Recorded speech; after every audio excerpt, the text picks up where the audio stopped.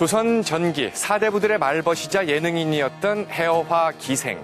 그런데 조선 후기가 되면서 이 기생의 역할과 위상이 조금 달라지는 것 같습니다. 새로 부임한 사또는 수청을 들라고 요구를 하고 또 지역의 왈패들은 강제로 욕을 보이기도 합니다. 하지만 이렇게 시대가 변해도 기생의 일편단심은 변하지 않았습니다. 목숨을 바쳐 지조와 절개를 지킨 강원의 기생, 경춘과 개심. 오늘은 그분들의 이야기를 나눠볼까 합니다. 함께 영정조 시대로 시간여행을 떠나보시죠.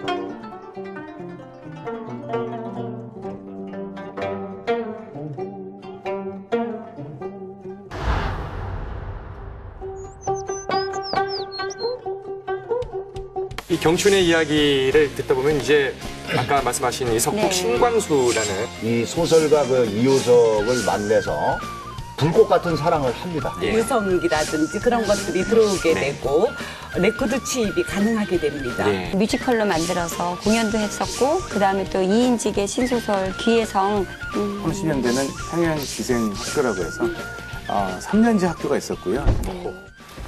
네, 지난 시간에 이어서 오늘도 기생에 관한 이야기를 나눠볼까 합니다. 이 기생의 역할과 위상이 조선 초기에서 후기로 넘어오면서 좀 바뀌는 것 같습니다. 영정조 때가 되면은 엄청나게 국가 행사가 확대가 됩니다. 왜냐하면 임난 이후에 몽진 때문에 왕실의 권위가 땅에 떨어집니다. 그래서 왕이 궁궐 안에 칩거해요. 몇십 년 동안. 그러다가 이제 전쟁 복구가 끝난 게 숙종 때입니다. 그래서 이제 먹고 살게 되니까 영조 때부터는 왕실 홍보 사업을 많이 해요. 그래서 왕이 밖에 나가는 행사도 엄청 많고 왕실 내의 여성들, 뭐 데뷔마마 뭐 이런 여러 여성들을 위한 회감년, 무슨 년 뭐 연회를 엄청 많이 열어요. 그게 다 이제 대민 홍보용이었거든요. 그래서 그거의 자치가 요즘 회자되고 있는 의궤의 형태로 남아있게 되는 것이에요. 어떤 의궤든지 보면 관기들의 활동이 굉장히 화려하게 나타나고 있습니다. 그래서 그런 의례적인 무용들 이런 것들이 굉장히 많이 발전하고 자주 있게 됩니다. 첫째는 그거예요. 굉장히 봉건성이 강화가 되는 거죠. 왕권 강화 책으로. 두 번째는 화폐 경제가 발달되게 됩니다. 화폐가 있어야지 술집 가서 술도 마시죠. 그 전에는 화폐 경제가 발달 안 돼서 술집에 갈 수 있는 인원은 아주 극히 한정되어 있습니다. 근데 이때가 되면은 아주 연회가 많아지고 그것의 수요자로서 일반 대중들, 서민 대중들이 돈 좀 만지고 시장 가서 돈을 만지게 되니까 이네들이 관객으로 등장하게 되는 것이에요. 일반 대중들은 양반들의 눈하고 달라요. 그네들의 요구를 하지요. 그렇죠? 아, 그렇지 뭐 치워라. 실제로 이거 해라. 이제 이러면서 공연의 내용이 달라지게 돼요. 그런데요, 이렇게 기생의 이미지가 예능을 선보여서 사람들을 즐겁게 하던 어떤 그런 긍정적 이미지에서 언제부턴가 성을 그 상품화하는 부정적 이미지로 바뀌는 것 같은데요. 이렇게 기생이 부정적 이미지를 가지게 된 건 언제부터고 또 왜 그렇게 된 거죠? 인권의 문제로 따진다면 아주 천한 그 계급을 속한 분들이었죠. 근데 이 부분이 이제 성의 상품화라든지 여러 가지 부정적인 이미지는 저는 이제 일제강점기를 거치면서 강복 후 군정청의 지배를 받으면서 기생을 참칭했던 사람들이 생기기 시작한다는 거죠. 왜냐하면 기존의 기생이라는 분들을 감히 얘기 못했던 뭐 그 율랑역까지도 본인 스스로 기생이라고 참칭을 하고 그러면서 이제 그 혼란기에 한국정쟁을 통해서 이제 전후에 어떻게 보면 기생 관광, 기생 파티 이런 식의 이제 어떻게 보면은 부정적인 애화벌이의 모습으로 부정적인 이미지가 고착되면서 어찌 보면 지금까지도 좀 안타까운 것 중에 하나 우리나라의 전통 소리를 배우거나 악기를 배운다 하면 기생을 하려고 하느냐라고 아직도 보수적인 시각에서 그렇게 지목을 할 정도로 우리 거에 대한 부분에 대한 어떻게 보면 지켜져야 될 이미지가 못 지켜지는 게 아닌가 하는 안타까움을 갖고 있습니다. 오늘의 주인공은 경춘과 개심입니다. 먼저 오늘의 주인공 중에 한 분, 영월기생 경춘을 만나러 이혜옥 선생님이 다녀오셨거든요. 네. 부탁드립니다. 네. 제가 찾아간 곳은 애달픈 사랑 이야기의 주인공 영월기녀 경춘의 묘가 모셔져 있는 영월의 낙화암입니다. 지조와 절개의 상징 경춘.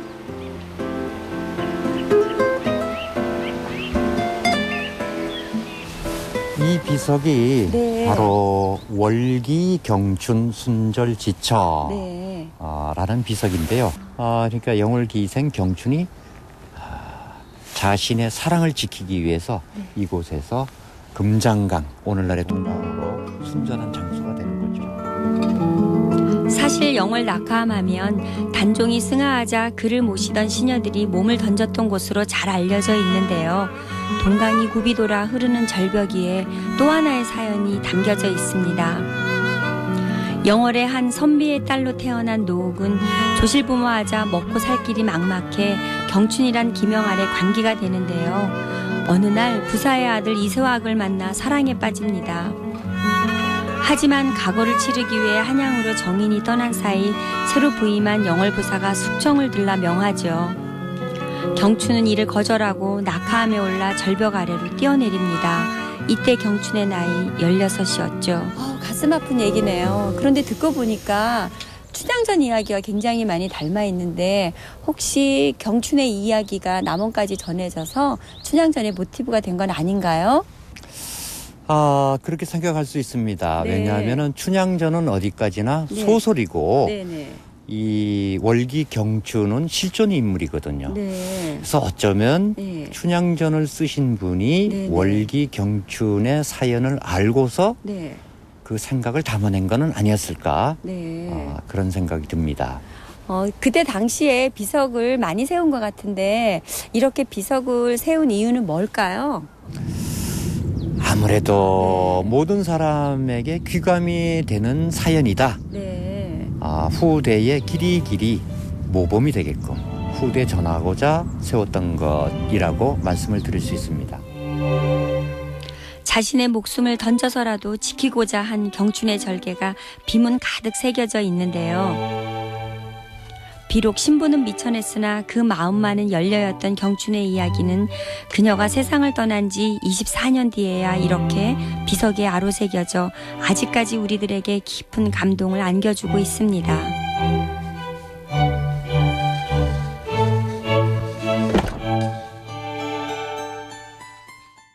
먼저 그 영월기생 경춘은 과연 이 낙화암에서 어떤 사연을 안고 투신을 했는지가 궁금하거든요. 홍 교수님께서 먼저 좀.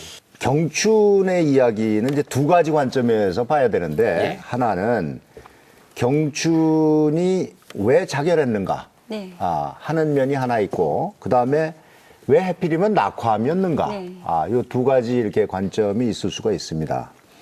우선 이 경춘은 성이 고씨인데 고경춘인데 우리가 그 거론하고 있는 전 시간에 누구였죠? 홍장하고 네. 청심, 네. 그다음에 이번 시간에 얘기하려고 하는 이 경춘과 계심. 경춘과 계심. 네. 이 네 명 중에 유일하게 이 사대부집 딸입니다. 예.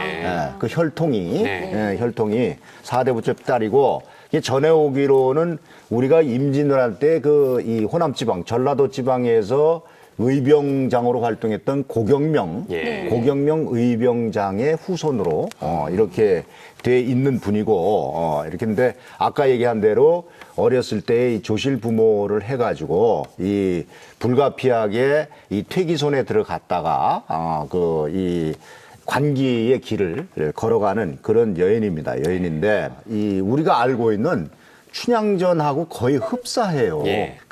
이 경춘이 16살 되던 무렵에 영월부사, 이게 영월 얘기니까, 영월부사 의 아들이었던 이수학이, 네. 그러니까 우리가 춘향전에서 하는 이도령, 네. 이수학이가 이도령이란 말이에요. 예.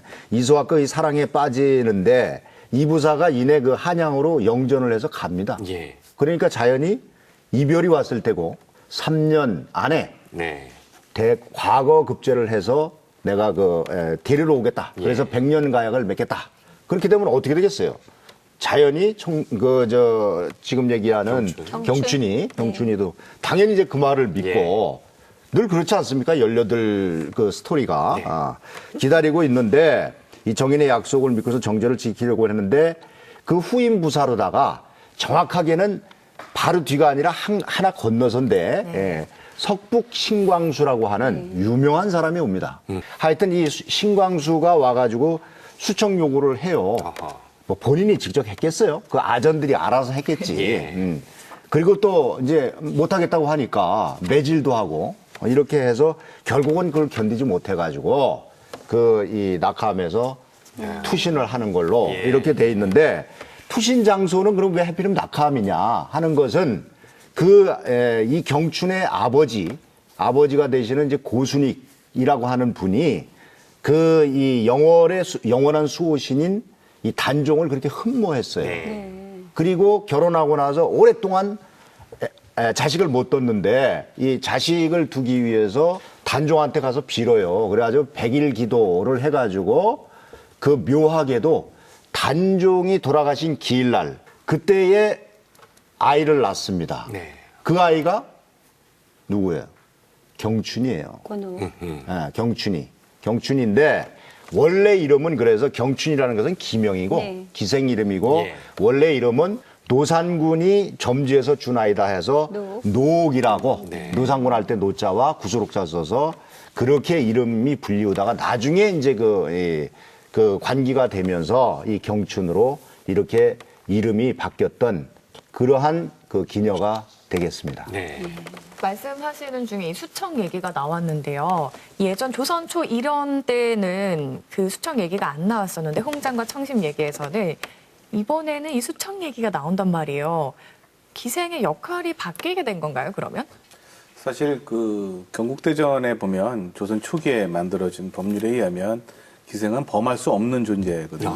그거는 사대부가 범하면 이제 말하자면 구속되는 네. 범죄고요. 어떻게 보면 앞서 말씀하신 것처럼 본인의 그 의사도 있지만 그 아전들의 뭐 어떤 가인 충성 또는 뭐 예를 들어서 서로의 그 암묵적인 어떤 룰을 정한 것 같은데요.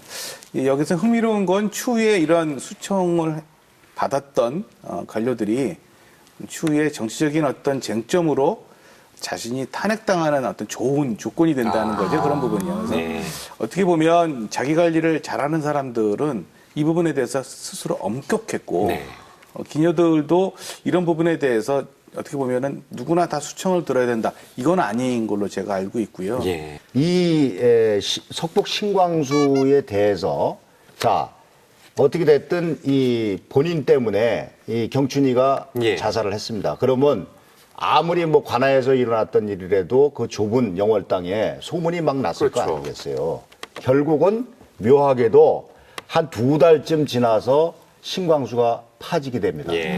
파지게 돼서 그 승정원 일기에 보면은 그때 일을 지난날의 속되고 모진 잘못으로 파직한다. 이렇게 딱 돼 있고 영월 부읍지, 영월부 읍지 말이에요. 영월부 읍지를 보면은 평가가 불량해서 교체되었다. 네. 이렇게 딱 기록이 돼 있어요. 석북 신광수에 대해서. 그러니까 경춘의 죽음과 석북 신광수의 이 신변 변동 사항이 어떤 그 관계가 네. 틀림없이 있다. 네. 이렇게 유추해 볼 수가 있죠. 근데 핵심은 그런 변사또 같은 이 신광수가 어떤 인물이냐, 이런 건데, 이 조선 후기의 대표적인 선비화가였던 윤두소라는 분이 있어요. 공제 윤두소. 윤두소의 사위예요, 이분이. 네, 사위고. 그 다음에 다산정약용. 다산정약용의 이모부입니다, 이모. 네, 이모부가 되고, 또 그 문제가 뛰어나가지고, 이 백낙천이라고 중국에 유명한 시인이 있었죠. 네. 거길 빗대서 해동의 백낙천이다. 이렇게 불릴 만큼 그 문제가 아주 뛰어났는데, 사람이 늘 그렇듯이 요거는 한쪽 좋은 면이고 다른 면에서 보면 상당히 그 풍류계 기자 호색한이었어요. 그래서 가는 곳마다 이 기녀들과의 어떤 연분이. 스캔들, 연분 이런 것이 굉장히 많습니다.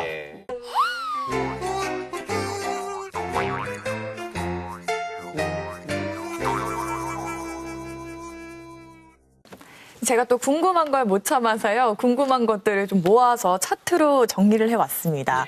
먼저 오늘 얘기하면서 춘향 얘기가 참 많이 나왔었는데요. 이 연려 춘향이 알고 보니 기생 출신, 기생이라고 생각하면 되는 건가요? 뭐라고 생각하세요? 그런 것 같아서 여쭤봤어요. 결론적으로 기생은 맞습니다. 기생은 맞고 왜 그러냐면 무엇보다 그 잘 아시는 월매 자기 어머니가 뭡니까? 그러네요. 태이잖아요. 태이. 그럼 아까 우리가 지난 시간인가 수모법 얘기를 했는데 엄마 혈통을 따라갈 수밖에 없고 그러면 기생이 되기 싫어도 될 수밖에 없지요. 그러니까 기녀가 되는 것은 너무나 당연한 일이고 이 기생도 말씀드린 대로 이 수모법을 따를 수밖에 없는 게 조선시대의 대표적인 천민 부류 중에 하나였기 때문에 그렇게 될 수밖에 없었다. 두 번째 질문은요. 아무래도 이 기생들이 정말 잘하는 게 많잖아요. 기생 전문 학교가 있었다. 맞나요? 예, 맞습니다. 평양에서도 이제 일제강점기 때 1930년대 그 전에는 이제 강계학교라고 돼 있었고요. 30년대는 평양 기생학교라고 해서 3년제 학교가 있었고요. 중간 시험, 기말 시험 있었고 가락도 있었습니다. 월사금은 하루에 한 달에 한 2원, 3원 정도인데 되게 비싼 돈이었고요. 학생 수가 한 250명 정도 돼 있었습니다. 그리고 졸업식 때도 졸업 앨범도 만들었고요. 그리고 그 중에 이제 졸업생 중에 한 70% 정도만 외주로 이제 나가고 30%는 평양에서 이제 기생을 했고요. 체계적인 학습을 했고요.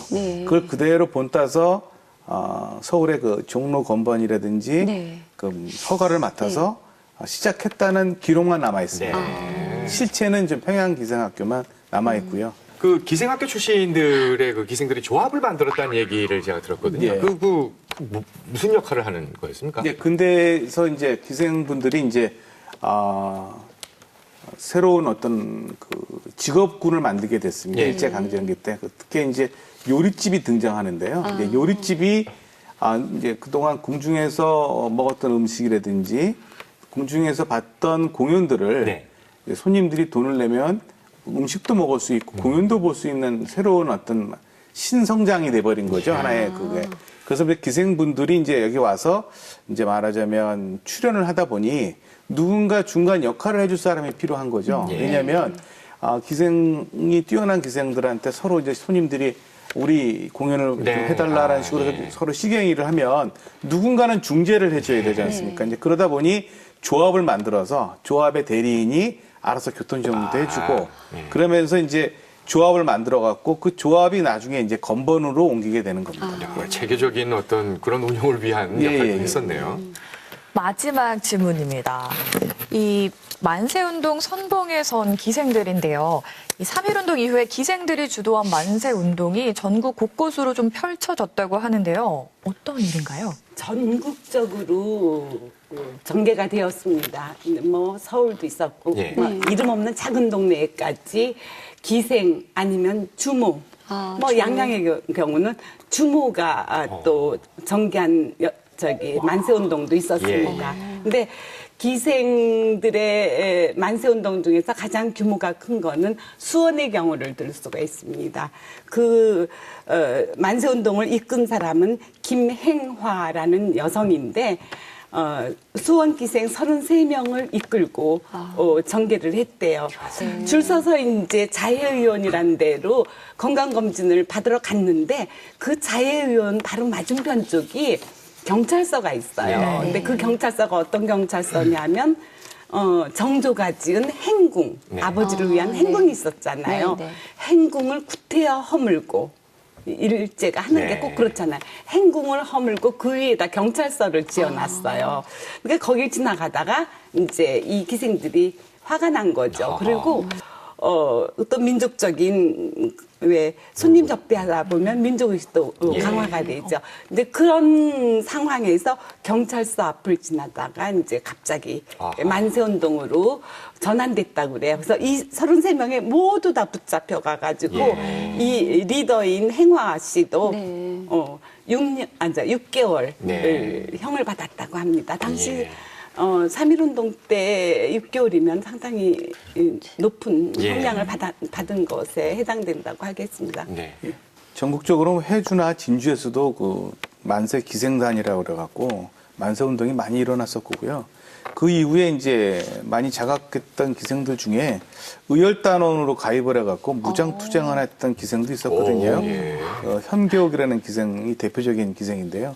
그 기생 같은 경우만 해도 사실 어떻게 보면은 감춰진 역사지만 나중에 꼭 발굴돼야 된다고 생각을 합니다. 직접 제가 기록을 하나 가져왔는데 그것만 잠깐 한번 소개를 해보겠습니다. 1919년에 부산지방법원 통영지청의 판결문이 있어요. 이 내용은 그 당시에 통영기생 막내라고 있었는데 그 막내에 대한 판결문입니다. 한번 보시죠. 기생조합소에서 다른 기생 5명을 불러 모아 누가 막내가 피고들과 행동을 같이 할 것을 권유하여 그 동의를 얻어 아까 신 교수님 말씀하신 기생단을 조직하고 피고 막내는 가지고 있던 금반지를 맡겨 그 돈으로 같은 복장을 하게 한 후 통영면 부도정의시장으로 행렬을 지어 걷기 시작하고 피고 2명은 경찰관의 제지에 응하지 않고 선두에 서서 수천 명의 군중과 함께 조선 독립만세를 외치며 군중과 함께 시위운동을 하여 치안을 방해한 자다. 이런 식의 기록이 지금 있습니다. 실증적인 기록. 그 일제 강점기가 되면서 이제 이 기생의 위상과 역할은 또 다시 한번 또 바뀌는 것 같습니다. 바로 그 흔적의 현장을 이혜옥 선생님이 다녀오셨거든요. 안내 부탁드립니다. 네.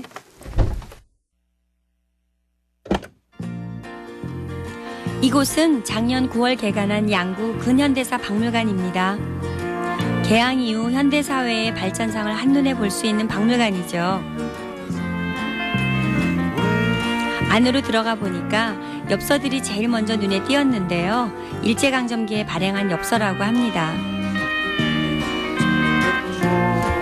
지금 이렇게 박물관 안에 보니까 엽서들이 굉장히 많거든요. 네네. 여기 뒤에 있는 엽서는 어떤 엽서죠? 네, 지금 뒤에 전시되어 있는 엽서는 1900년대 초부터 일제강점기 내에 그 기생을 주제로 한 기생 모습을 담은 엽서들입니다.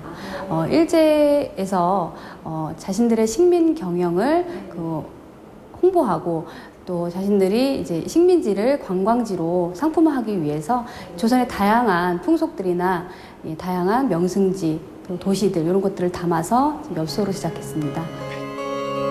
우리가 흔히 생각하는 기생의 이미지는 일제강점기 일본인들에 의해서 심어진 이미지가 대부분인데요. 조선시대 기생은 문화 전반을 이끌어가던 예술인이었습니다. 일본의 민족 말살 정책의 일환으로 평가절하된 부분이 많다고 봐야 되죠.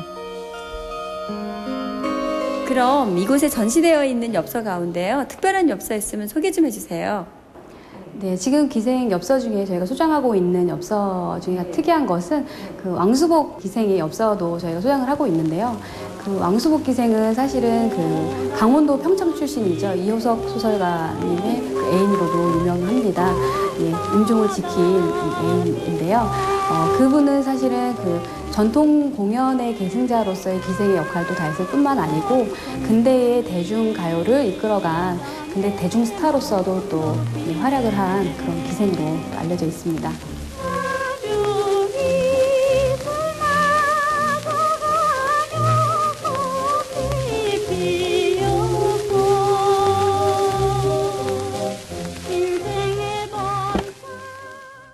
보니까 기생에 관한 엽서가 굉장히 많은 것 같은데요.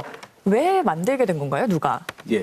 일본에 이제 풍속 사진 하는 그 업체들이 있었습니다. 당시에 요코하마에서 주로 이제 활동했던 다이쇼 뭐 사진 공예소라든지 히노데 상영이라는 업체에서 이렇게 풍속 사진을 찍게 되는 이걸 8장을 세트로 합니다. 8장이 한 세트로 해서 판매되는데 요즘 이제 가판대에서 파는 엽서 같이 이게 이제 하루에 판매량이 10,000장 정도가 팔렸다고 합니다. 그리고 이제 이 종수를 확인해 보면 수만 장을 찍었고요. 그리고 이제 이게 복각된 지금은 이제 원본을 제가 이렇게 보여드리는 건데 지금 원본입니까? 예, 이게 원본입니다. 원본이 사용된 엽서고요. 근데 이건 흥미로운 건 컬러가 아니고요. 채색화입니다. 필름을 인화할 때 색칠을 한 거죠.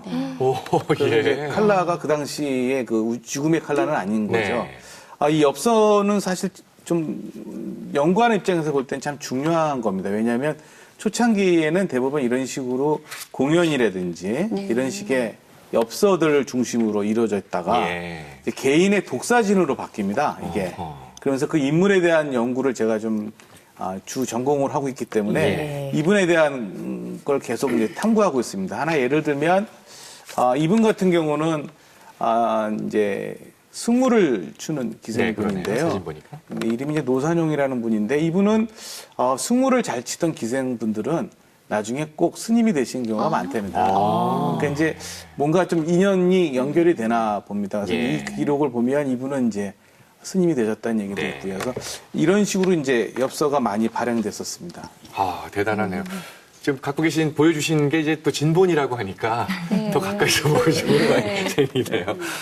그 일제강점기 당시에 그 우리나라의 기생학교 또 요리집 이런 것들이 하나의 관광 상품처럼 이렇게 유명했다는 얘기가 있는데 당시 일제강점기의 기생의 역할과 처지는 어떻게 되는지 정 교수님이 설명을 좀 해주세요. 네, 이때쯤 되면은 일본으로부터 근대적인 기계들이 들어오기 시작합니다. 유성기라든지 그런 것들이 들어오게 되고 레코드 취입이 가능하게 됩니다. 이때 그 일본 자본가들에 의해서 발탁된 옛날 관기 출신의 노래 잘하는 인물들이 발탁되어서 취입을 합니다. 가수로. 그래서 이들이 이제 최근에 우리가 알고 있는 뭐 소희 선생님 등등등등이 그때 발탁된 국악 전수자로 이제 성장하게 되죠. 그건 좀 긍정적인 거고 관기 출신자들의 상위는 이제 이런 식으로 가수로 발탁되게 됩니다. 이제 두 번째는 이제 무용하는 사람들은 무대 공연자로서도 성장해 갔던 것으로 보여집니다. 그리고 궁궐 내에 음악을 담당하는 그런 교육제도가 이제 전통적인 제도가 없어지면서 근대적인 교육제도로 전환하게 되죠. 그래서 거기에서도 이런 기생들에 대한 교육 활동을 하게 됩니다. 그래서 일종의 전통 예술을 전수하는 전수자, 교육자로도 일부 성장하게 됩니다. 물론 남성들이 중심이 되긴 하지만 여성들도 이제 성장하게 됩니다. 그래서 그네들의 일부가 1960년대에 이제 활동을 하게 됐지요. 이제 나머지는 요리집에 가서 이제 손님의 부름을 기다리는 이제 요정의 기생들로 전락하게 되고 이제 이렇게 되니까 이제 사실은 기생들도 신분이 해방되면서 다른 직업으로 전환하는 자들이 많아지게 됩니다. 그러니까 그 공석은 이 기녀보다 같은 천민이면서 더 낮은 계층에 속했었던 무녀들이 신분 상승의 계기로 파악을 해가지고 무녀들이 뭐 같은 거 하잖아. 노래도 하고 춤도 추고 하니까는 이네들이 기생으로 사회 진출을 해요. 그네들에게는 이제 신분 상승의 계기가 되죠. 이런 식으로 다양하게. 그래서 기생들의 언어와 무당들의 언어가 합쳐지게 돼요. 왜 그네들의 은어 같은 것을 조사해보면 무녀들이 이때 기생으로 많이 바뀌었구나 하는 흔적들이 나타난다고 합니다. 아까 말씀하셨던 것처럼 노래를 잘하는 사람들은 뭐 가수가 되게 됐다 하셨는데 다양하게 연예인 활동으로 또 이렇게 방향을 트신 분들도 있으실 것 같아요. 예, 많이 있습니다. 뭐 예컨대 이 사진 같은 예. 경우는 흥미로운 사진인데요. 당시 이제 1935년에 삼천리 잡지사에서 지금 말로 하면 이제 10대 가수를 뽑았습니다. 엽서 집계를 했는데 그때 1위를 하신 분이 이분이고요. 왕수복이라는 기생이 1위를 했고요. 2등이 누구냐면 이난영이라는 네. 고요 눈물을 부른 분이 2등을 했습니다. 그리고 이 김복희라는 분이 5등을 했고요. 그다음에 또 다른 기생 한 분이 선울서 있는 분이 3등을 했거든요. 그래서 5명의 여성 가수 중에 3사람이 기생 출신이죠. 그러니까 이제 그건 묻혀져 있고 그분들은 다 이제 이분들의 노래는 우리나라 다른 가수들이 부르게 돼서 이분들을 잘 모르고 있습니다. 그리고 영화 배우도 트로이카라고 했던 영화 배우도 신일선이라든지 이화라든지 이런 분들이 3대 트로이카가 사실은 기생 출신들이 많았고요. 그리고 영화뿐만 아니라 그 당시 연예계에서 뭐 모델 역할을 한다든가 아니면 당시에 그 진취적인 부분들은 거의 다 기생분들이 처음 했다고 하면 맞는 경우가 많이 있습니다.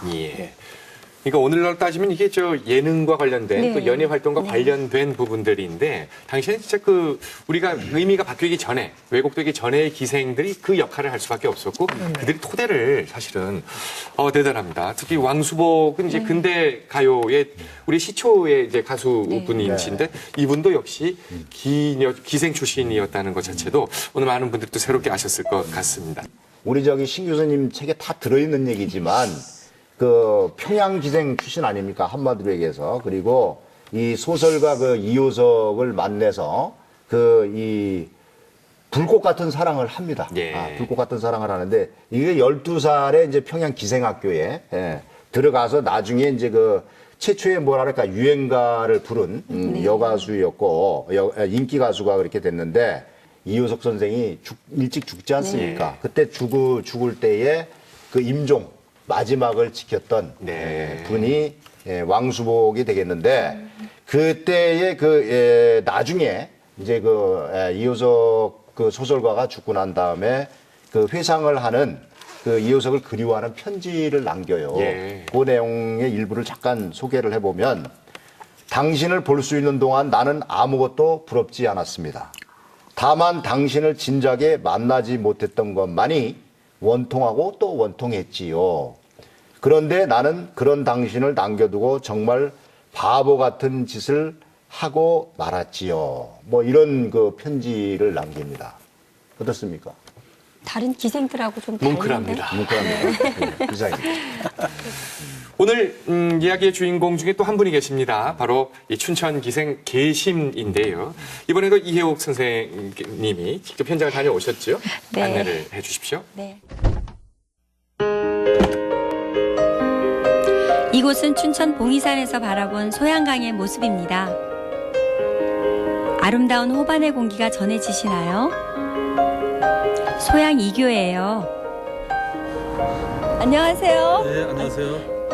강원 한문고전연구소 건혁진 소장입니다.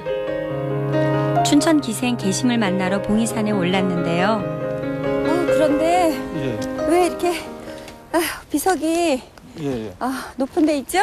힘드시죠? 네. 원래는 저 강변에 있었는데 예. 이 도로가 이제 개설되면서 이 높은 데로 올라왔습니다. 그렇구나. 예. 아유, 다리 아파. 이제 다 왔습니다.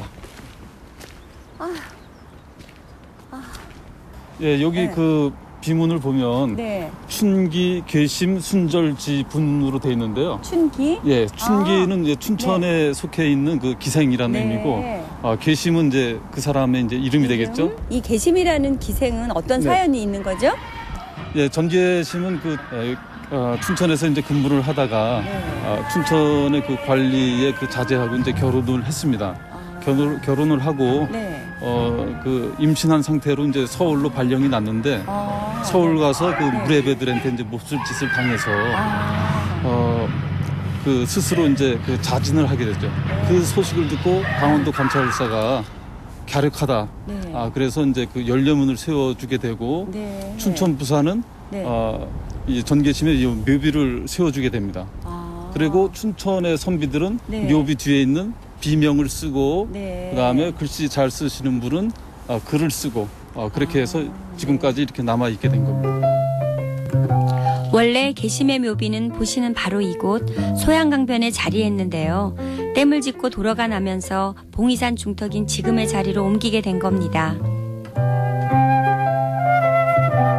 기생으로의 명성보다는 여인의 절개를 더 소중히 여겼던 계심.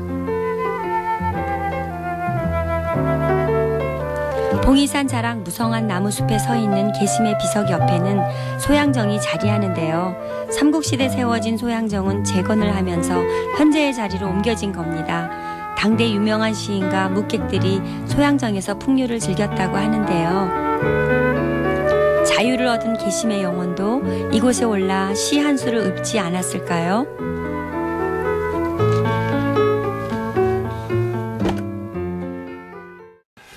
지금 우리가 화면으로 계심의 이야기를 들었습니다만은 그 제가 알고 있던 얘기가 조금 다르네요.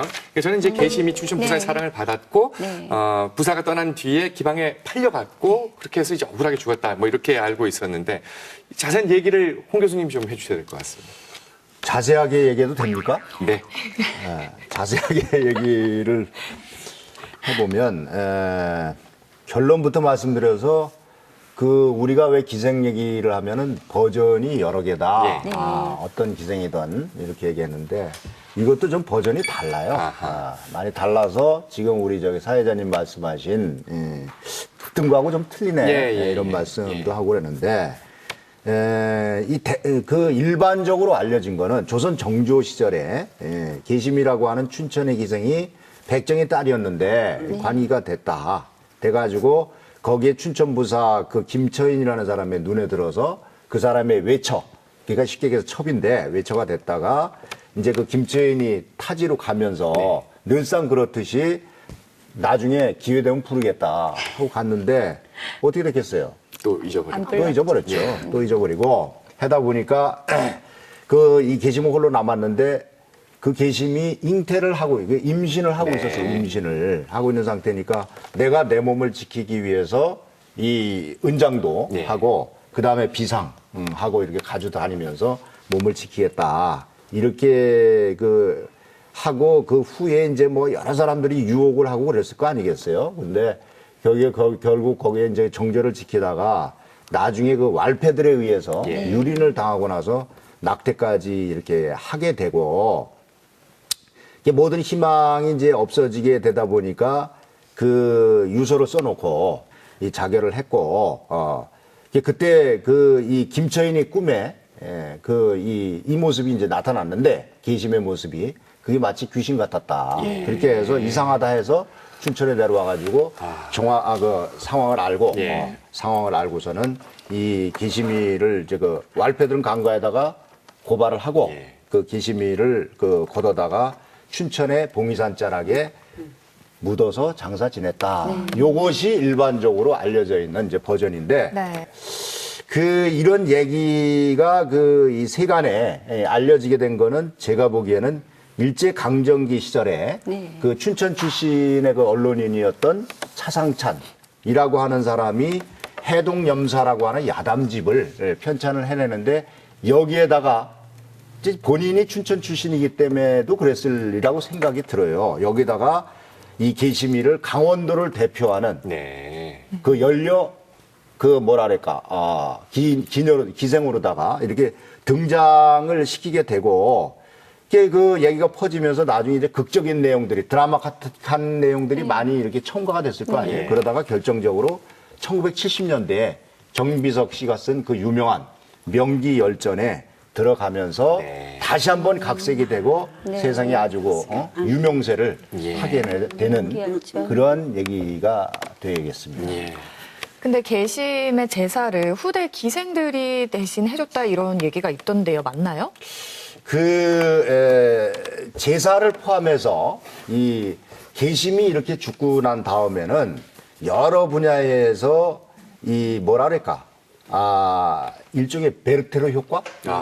베르테르 효과. 그러니까 베르테르라는 게 보통 동조 자살 또는 모방 자살 이렇게 흉내내는 거 있지 않습니까? 그러다 보니까 특히나 소위 얘기하는 속칭 화류계, 이 율락업소라든지 유흥업소 이런 데의 여인들한테는 이 계심이 어떻게 보면 이 동병상련 네. 또는 그 로망이 됐을 네. 거예요, 로망이. 예. 그렇게 볼 수가 있는데 그 중에 이제 대표적인 일화가 그 이 대한제국 시절에 그 한경도 갑산의 명기였던 소춘풍이라고 있습니다. 예. 소춘풍. 이 소춘풍이를 이른바 그 제2의 춘향이다. 네. 이렇게까지도 불렸는데 그 이 소춘풍이의 그 역정이 사랑 역정이 계심하고 어떻게 보면 비슷해요. 그 만호 황인섭이라고 그때 그 관리가 왔을 때 사랑을 하게 되고 그 다음에 이제 떠나고 후임 부사가 또 왔는데 그 수청들 하니까 또 안 들고 그래가지고 뭐 심지어 지금도 속담에 소춘풍 테마트 탄다. 그런 말이 있습니다. 예. 소춘풍 테마트 탄다. 그러니까 얼마나 이제 그 매질을 당했으면 그래가지고 결국 못 견뎌서 서울을 그 만호 그 황인섭을 찾아가는데 황인섭이가 어떻게 했겠어요? 딱 외면을 해버려요. 네. 모르는 여자처럼. 그러니까 거기에 절망을 하는 거예요. 절망을 해서 그 장작을 그 더미를 싸놓고 자기가 그 밤마다 말이지 그 황인섭이 생각하면서 썼던 그 연서 러브레터를 놔서 태우고 동시에 본인도 그 장작더미 속에 불길에 뛰어들어서 죽는 여인인데 네. 생의 마지막 단계에서 그 이 찾은 곳이 이 바로 지금 얘기하는 계심의 묘소였어요. 지금은 없어졌지만 네. 묘소였고 거기를 와서 이제 죄를 지내면서 그 이 묘를 끌어안고서는 대성통곡을 했다. 그리고 이제 조금 이따 죽은 거죠. 그런 이야기도 전해져 내려오고 있고 이 축제가 있잖아요. 네. 소양문화제라고 네. 하는 것도 그 전신이 1966년에 그 개나리 축제라고 하는 건데 그 개나리 축제 때에도 그 지역에 그 당시에 그 지역에 이 유흥업소 화류계 여인들이 이 나와가지고 축제 때에 그 소위 계심을 기리는 등불 행진을 했다. 그런데 그 사대부가의 무슨 여인이 절개를 지킨 것을 기린다든가 또 뭐 양반가의 여인이 지조를 지킨 것을 기린다든가 그런 것이 아니라 바로 기생, 그러니까 천민 계급인데요. 이 천민 계급인 기생 계심의 이 지조와 절개를 기리기 위해서 춘천 부가 직접 부의 비용으로 비석과 연료문을 세웠다. 이게 참 어찌 보면은 쉽게 납득되지는 않거든요. 이런 게 특이한 경우입니까? 아니면 일반적인 경우라고 봐야 될까요, 교수님? 특이한 경우는 절대로 아닙니다. 아까 말씀드렸듯이 영조 때 왕권강화책을 썼다 그랬잖아요. 그거의 일환으로 효열 장려 정책을 씁니다. 그래서 해마다 연말이면 각 고을에 통문을 돌려가지고 효자와 연료의 케이스를 다 조사해갖고 올리게 합니다. 이 춘천부에서는 올렸고 그리고 이 부사가 정부의 정책을 잘 아는 사람이었습니다. 정부에 또 알려지죠. 그래서 그 포상으로 승진해가지고 강릉대도부사로 승진했다라는 설화인데 물론 그걸 하나만 가지고 그렇게 된 건 아니겠지요. 근데 하여튼 정부의 시책을 잘 이해하고 실행하는 좋은 관리였다라고 전한답니다. 네. 근데 지금 우리가 얘기하고 있는 이 춘천 계심의 이야기는 아직까지 살아있는 것 같아요. 그 춘천에서도 얼마 전에 뮤지컬로 만들어서 공연도 했었고 그다음에 또 이인직의 신소설 귀의 성이 소재가 됐다고 하던데 그렇다면 기생 계심 이야기와 이인직의 귀의 성과는 어떤 관계가 있죠, 교수님? 우리가 뭐 학교 다닐 때 배웠던 대표적 1906년으로 기억되는데 혈은우라고 하는 신소설의 그 저자로 이렇게 작자로 알려져 있는데 이분이 묘하게도 이 강원도의 그 이 뭐랄까 세계 거점 도시 지금 춘천, 강릉, 원주 여기에 대해서 다 소설을 썼어요. 그 대표적인 게 그 원주 같은 경우에는 치악산, 맞아요. 치악산이라는 신소설이 있고 강릉은 은세계가 있고, 은세계가 있고 그 춘천은 지금 이제 그 얘기가 되고 있는 귀의성. 그러니까 그 지역에서 그 시절에 이제 그 어떤 뭐랄까 인구에 이렇게 회자되는 그런 테마를 하나 모티브로 딱딱 잡아서 그 신소설로다가 이렇게 쓴 것 같습니다. 그러니까 이분이 원래 경기도 이천분이거든요. 강원도에 대해서 유독 그렇게 관심이 많으셨어요. 많아가지고 그런 작품도 남기고 그랬었는데 이 이인직의 귀성이라고 하는 신소설의 그 내용은 간단히 요약하면 춘천 군수 김승지라고 하는 예, 김승지가 한양으로 이제 왔다가 떠난 뒤에 한양으로 떠난 뒤에 자신을 찾아온 이 소실댁 그 소실이죠. 네, 소실인데 춘천댁 그 길순을 이제 외면을 합니다. 아까 마치 황인섭이가 뭐 소춘풍이를 외면하듯이 결국은 그 왜 그랬겠어요? 만화님이 무서우니까 결국은 길순이가 그 이 본부인의 음모로다가 그 죽음을 당하고 춘천의 이제 대표적인 그 악산이자 명산이라고 하는 사막산. 예, 사막산에 새가 돼가지고 봄만 되면 그 새가 아주 그 뭐랄까 구슬프게 운다.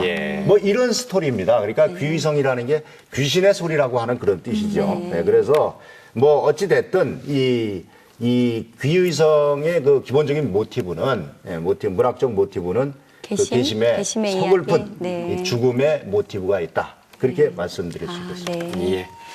우리가 상상하는 이 기생의 이미지, 아름답고 예쁘고 또 화려하고 또 그들이 하는 일은 노래와 춤과 또 시 여러 가지를 통해서 남을 즐겁게 해주는 그런 존재를 우리는 인식하고 있습니다. 근데 지난 시간과 이번 시간 우리가 살펴본 우리 강원의 기생, 그들의 이야기는 결국 슬프고 또 안타까운 결말로 삶을 마감하는 경우들을 우리는 함께 느껴봤습니다. 근데 그렇게 된 것이 바로 지조와 절개를 지키기 위함이었다라는 사실에서 우리는 마음속에 오늘 여운을 남기고 이제 인사를 드릴까 합니다. 시간여행 강원, 다음 시간 더 재밌는 역사 이야기로 또 여러분 찾아뵙겠습니다. 고맙습니다.